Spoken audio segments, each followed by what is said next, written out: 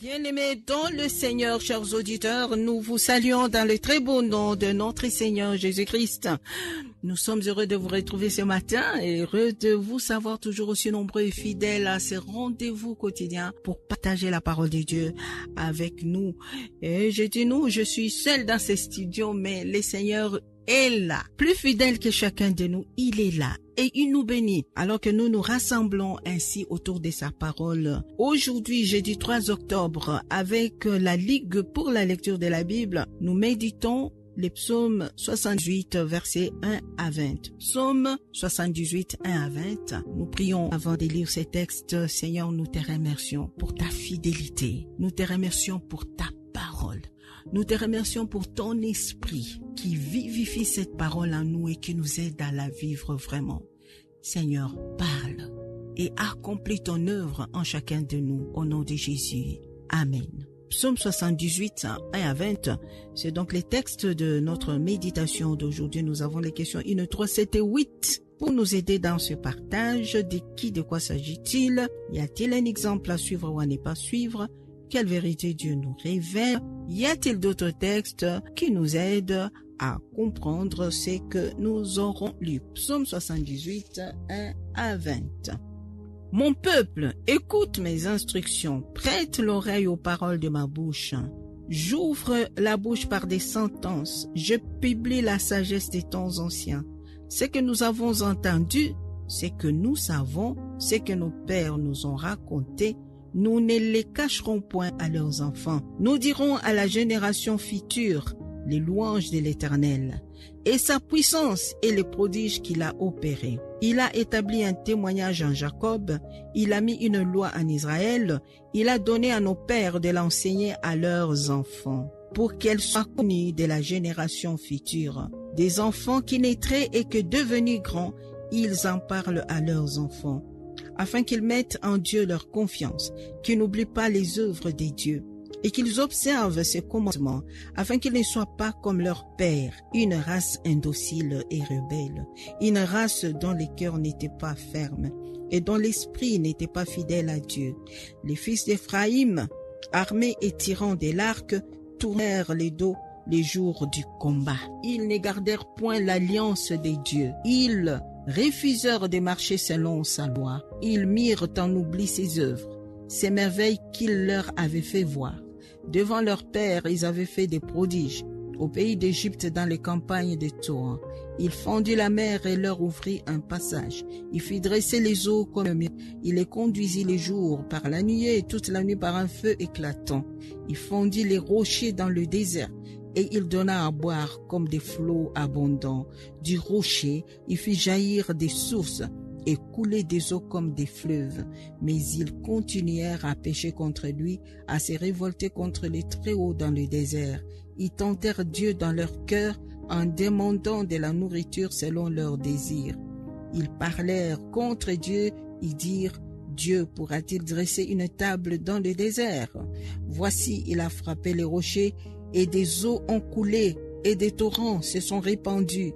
Pourra-t-il aussi donner du pain ou fournir de la viande à son peuple?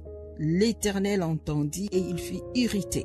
Un feu s'alluma contre Jacob et la colère s'éleva contre Israël parce qu'ils ne crurent pas en Dieu, parce qu'ils n'eurent pas confiance dans son secours. Voilà, bien-aimés, nous venons donc de lire les textes de notre méditation de ce jeudi 3 octobre, psaume 78, versets 1 à 20.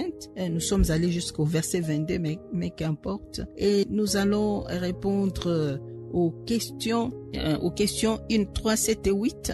De quoi s'agit-il? Y a-t-il un exemple à suivre ou à ne pas suivre? Et quelle vérité Dieu nous révèle dans ces textes?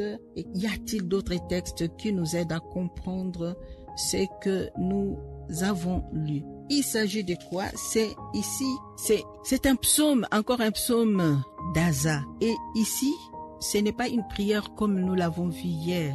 Et il dit au verset 2, « J'ouvre la bouche par des sentences. Je publie la sagesse de temps anciens. » Voilà, c'est une sagesse que Asa veut publier. Ce sont des sentences qu'il veut faire entendre. Et qu'est-ce qu'il veut faire entendre, Asa? Et ici, principalement, il veut que l'on se souvienne de ce que Dieu a fait dans le passé et que l'on le transmette aux générations futures. Il dit au verset 3, « Ce que nous avons entendu, ce que nous savons, ce que nos pères nous ont raconté, nous ne les cacherons point à leurs enfants, nous dirons à la génération future les louanges de l'Éternel et sa puissance et les prodiges qu'il a opérés. » Donc, il écrit ces psaumes pour dire aux générations futures, à la génération future, pour raconter le merveille de Dieu.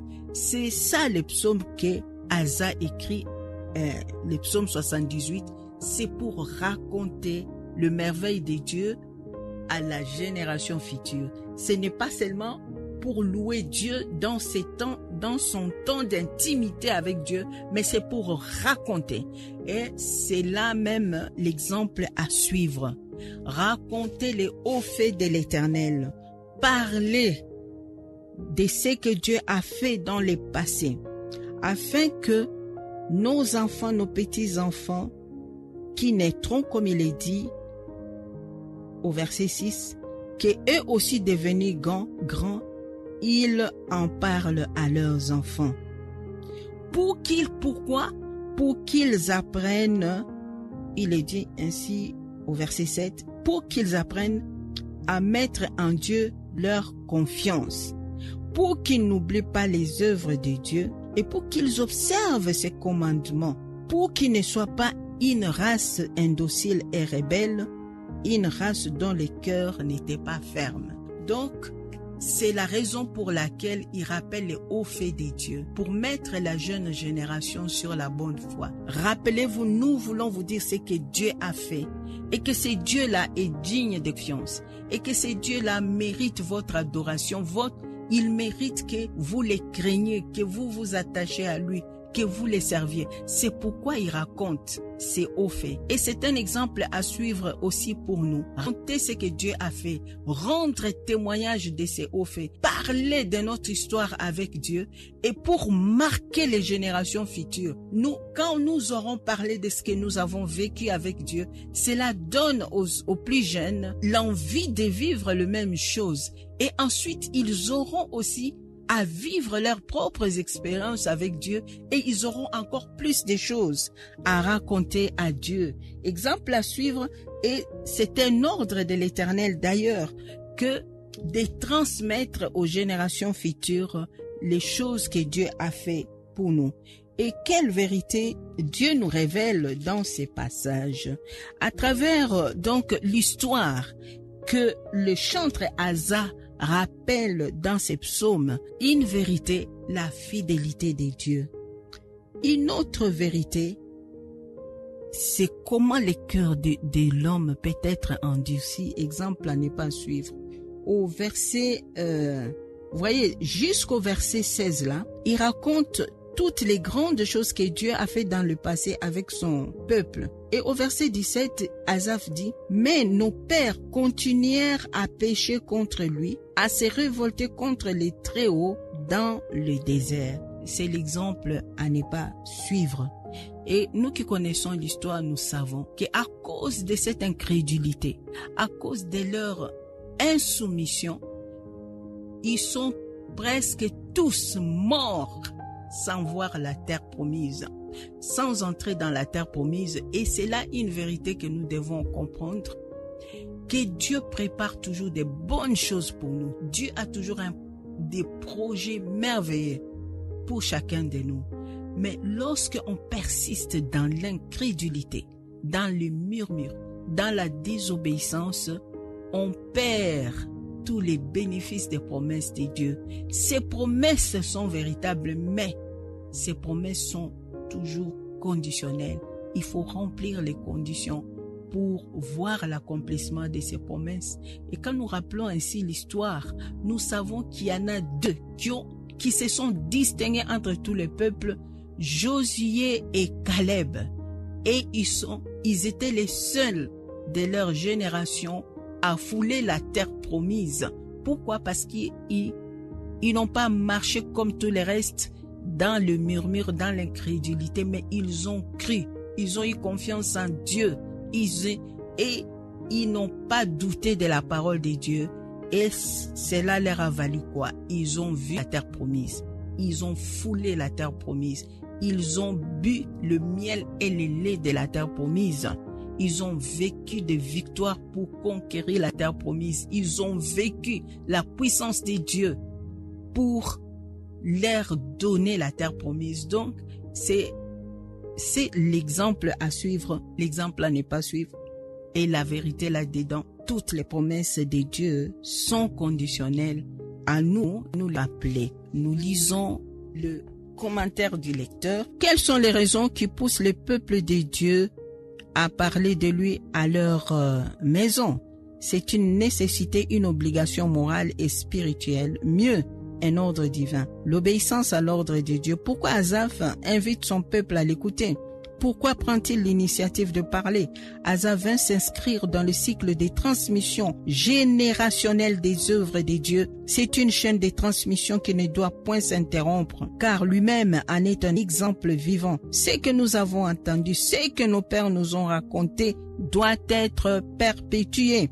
On n'allume pas une lampe pour la mettre sous les boisseaux. En effet, les générations successives du peuple de Dieu doivent être informées de ces grandes œuvres qui sont la preuve indiscutable de sa puissance. Nous avons un Dieu vivant et réel qui, à travers les siècles, laisse les preuves palpables de la manifestation de sa toute-puissance. Comme Asaph, obéissons à l'ordre divin d'enseigner la loi de Dieu aux enfants. Proverbe 22, 6. Et nous rappelons les textes, Psaume 78, verset 1 à 20, et nous prions, Seigneur, accorde-nous cette grâce de pouvoir transmettre aux plus jeunes, aux générations futures, ce que tu as fait pour nous, ce que toi-même tu nous as donné, afin que par nous, ton nom soit glorifié. Au nom de Jésus. Amen.